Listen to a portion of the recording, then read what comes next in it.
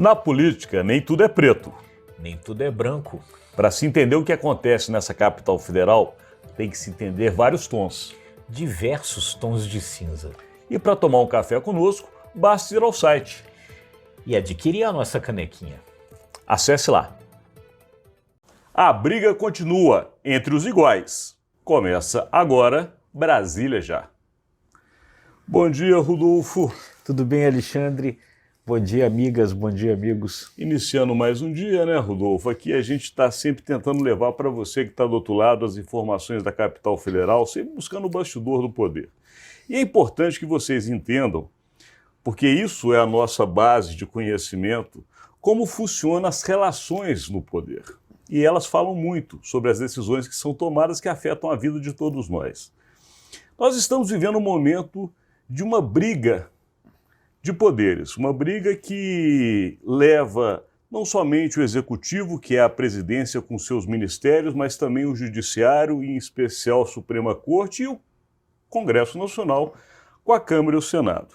Nós vamos falar um pouco mais sobre isso no decorrer deste conteúdo, mas a gente precisa iniciar com um problema que já foi visto ontem e que provavelmente vai ser visto mais fortemente amanhã. Porque Câmara e Senado resolveram disputar uma coisa que é a mais importante para aquelas pessoas, a questão das eleições, né, Rodolfo? Pois é, né? Como se já não bastasse toda a brigalhada que estava havendo ali, né? Envolvendo o Congresso, com o Supremo, governo com Congresso e tal, resolveu-se brigar lá dentro. Então, a Câmara e o Senado agora estão em disputa.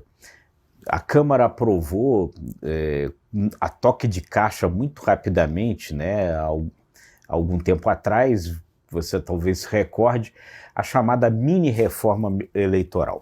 Era um pacote com diversas mudanças que eles queriam aprovar rapidamente para poder valer já para a eleição do ano que vem. Ano que vem, 2024, tem eleições municipais pelo país, né? Lembrando sempre a quem está do outro lado que no Brasil a legislação obriga que um ano antes do pleito tenha as regras definidas. As regras definidas. Se não forem mudadas, vale a anterior. Exatamente. Então fizeram esse pacote mudando diversas coisas.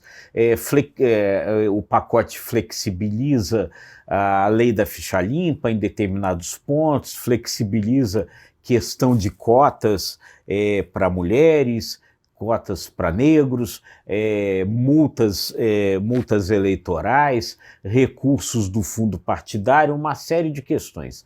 A Câmara quis aprovar isso rapidamente para poder dar tempo de aprovar para o ano que vem, mandou para o Senado, e aí então lá no Senado, e aí a razão da briga, o Senado não teve a mesma pressa.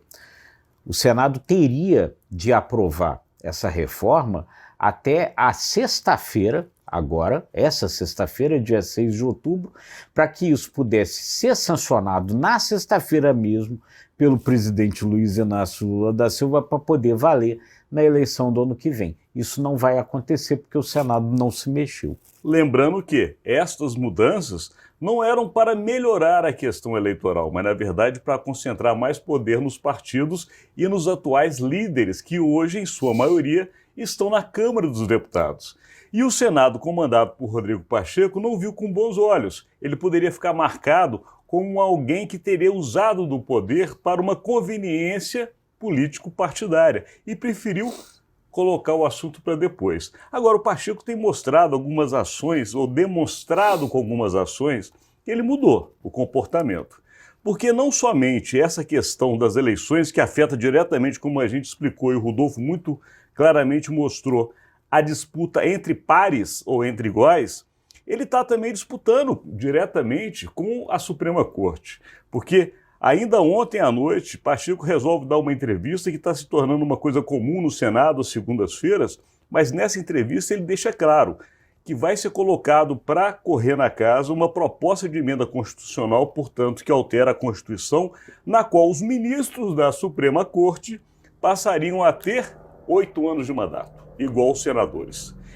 É um recado mais do que direto nesta guerra entre poderes que a gente tem falado aqui. Exatamente, né? O Rodrigo Pacheco, né, político mineiro, senador mineiro, ele vinha sempre sendo muito discreto naquele estereótipo do político mineiro, mas nos últimos tempos ele realmente passou a assumir ali na presidência do Senado muito dessa insatisfação que hoje parte do Congresso demonstra com relação ao Supremo.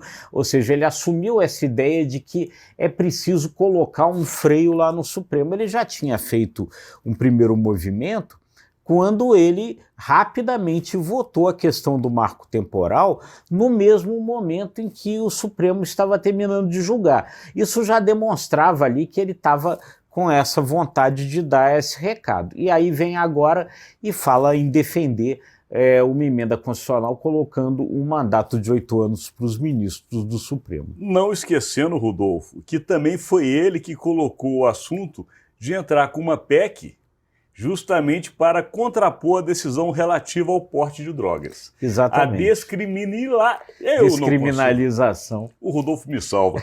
Porque é o seguinte, ele está se mostrando sempre contrário. E tem uns pontos, Rodolfo, que eu separei rapidamente, que são os pontos de atrito que há hoje entre Congresso e Supremo Tribunal Federal. Os pontos são marco temporal, questão indígena e das terras, a questão do aborto, o porte de drogas, como falamos, o imposto sindical, uma questão que é muito também voltada para o assunto eleitoral, que é justamente o quociente eleitoral, as sobras eleitorais, como se chama, e o casamento entre pessoas do mesmo sexo. Aí estão os pontos que hoje causam atrito entre um lado da esplanada e outro. Exatamente. E é isso. E o Rodrigo Pacheco, que sempre manteve essa posição discreta, ele resolveu um pouco ali no comando do Senado assumir um certo protagonismo nessa briga, que é uma briga delicada, uma briga que a gente vai precisar observar para saber onde ela vai parar. E por que no início do conteúdo eu falei que amanhã que a gente vai ver como é que está essa história? Porque amanhã está marcada uma sessão do Congresso Nacional que reúne justamente deputados e senadores para votarem assuntos que, na sua maioria das vezes, têm relação com decisões do Poder Executivo. E amanhã vão ser justamente os chamados vetos presidenciais, são 33 ao todo.